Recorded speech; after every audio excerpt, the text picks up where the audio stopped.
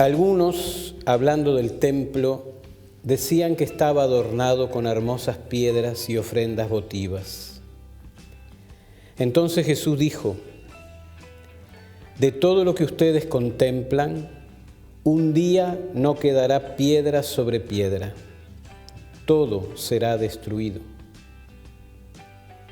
Ellos le preguntaron: Maestro, ¿cuándo tendrá lugar esto y cuál será la señal de que va a suceder? Jesús respondió: tengan cuidado, no se dejen engañar, porque muchos se presentarán en mi nombre diciendo: soy yo, y también el tiempo está cerca. No los sigan. Cuando oigan hablar de guerras y revoluciones, no se alarmen. Es necesario que esto ocurra antes, pero no llegará tan pronto el fin. Palabra del Señor. Gloria a ti, Señor Jesús. Queridos hermanos, en nuestro Señor Jesucristo, estamos hoy haciendo memoria de estos mártires, Andrés Dumblanc y sus compañeros. Ellos fueron canonizados por el hoy santo Juan Pablo II y allá por el siglo XVI trabajaron intensamente por la fe, varias familias religiosas allá por Vietnam, donde había también misioneros franceses, dominicanos, y esa fe se propagó muy fácilmente hasta que comenzó el tiempo de la persecución, y eso duró en los siglos XVII, XVIII y XIX, y bueno, y ellos fueron ese grupo de misioneros que pereció en esas persecuciones, entregando su vida por el Evangelio. Los canonizados por San Juan Pablo II fueron un total de 96 misioneros.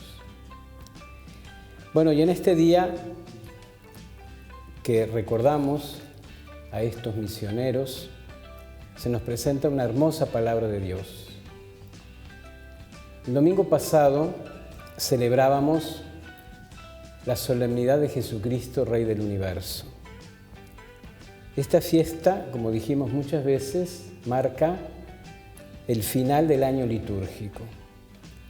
De manera que estos días en que nos encontramos son un eco maravilloso de esa fiesta.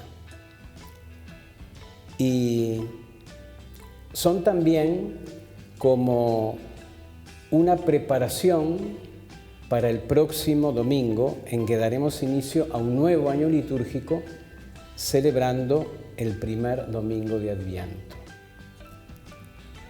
Comenzamos la palabra de Dios con el libro del Apocalipsis.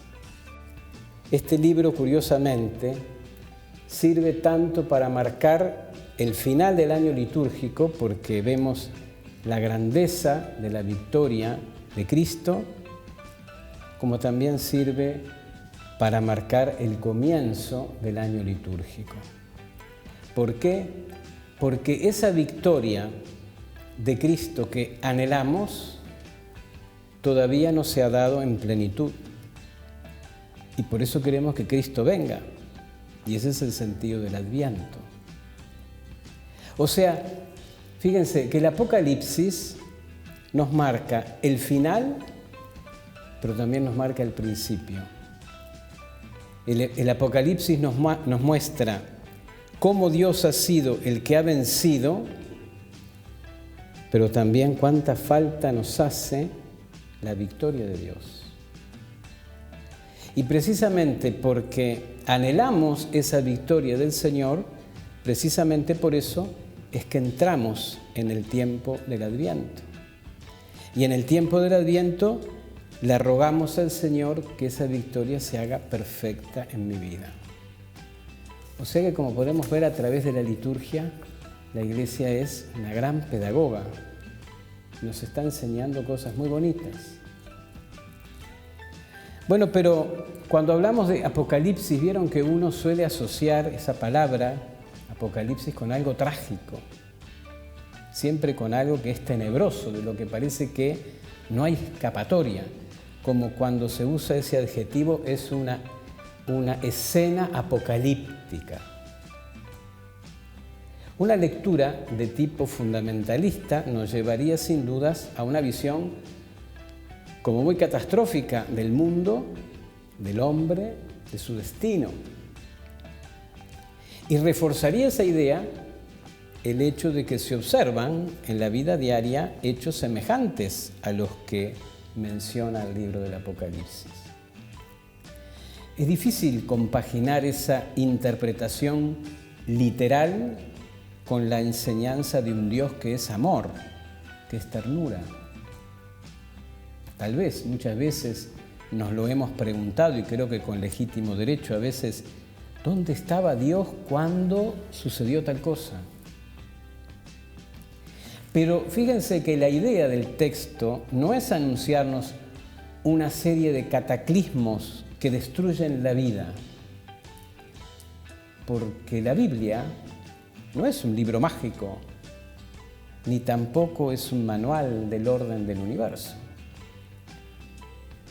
Es importante que veamos que en la Sagrada Escritura, esa literatura llamada apocalíptica no está para crear pánico, sino más bien para estar despiertos, pero con una gran confianza en Dios. Hay una palabra que está en el profeta Isaías, dice vigilancia y calma. Es una palabra que el profeta le dice al rey, porque el rey estaba angustiado con todos los avisos de invasiones extranjeras. Y el profeta le da ese consejo, vigilancia y calma. Y ese consejo sirve para entender nosotros la literatura apocalíptica. El pánico no es de Dios. Esos mensajes que andan por ahí creando pánico, ese no es el estilo de Dios.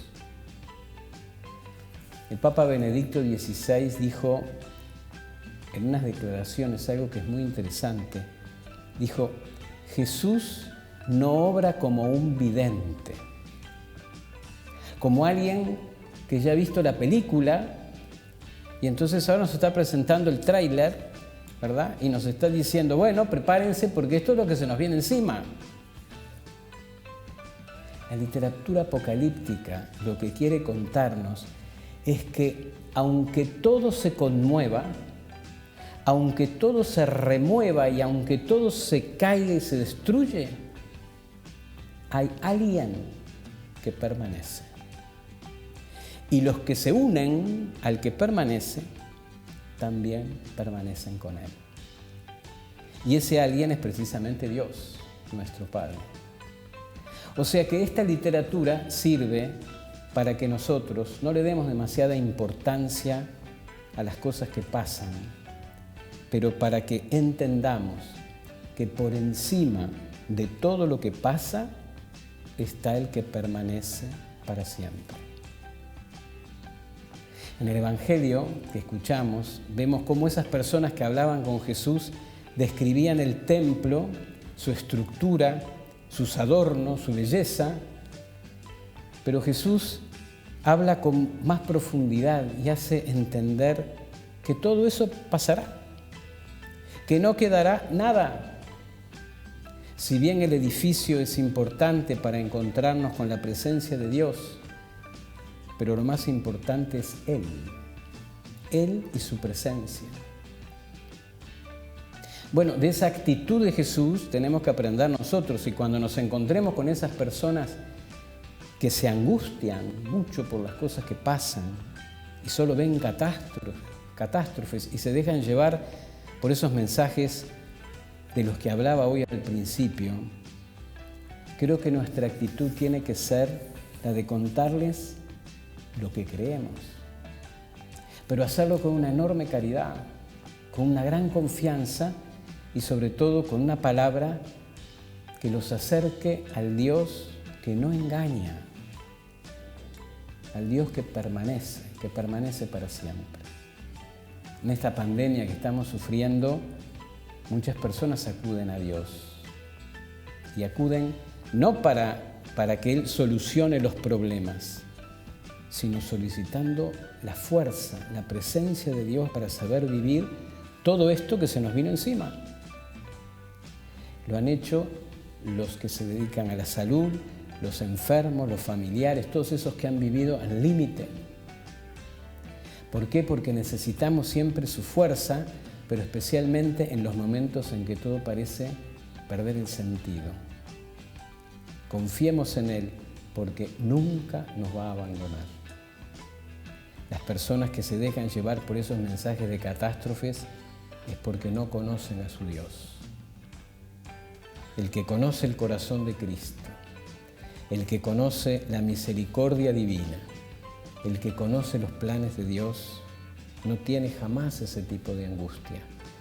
Sabe, claro que sí, que las cosas tendrán que terminar de una o de otra forma, pero es más importante saber que hay uno con mayúscula que no termina. Bueno, pidámosle a María entonces, a la Virgen, a la Madre de Dios, que nos ayude a poner siempre la mirada en lo esencial.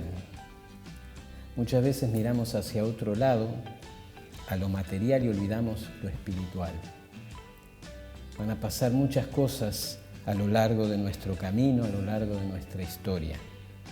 Pero hay algo que tiene que permanecer, y es la presencia de Dios siempre en nuestro corazón, para que cada día ese templo, que es nuestro propio cuerpo, pueda ser, ahí sí, más hermoso, más adornado y más prolijo. Que así sea.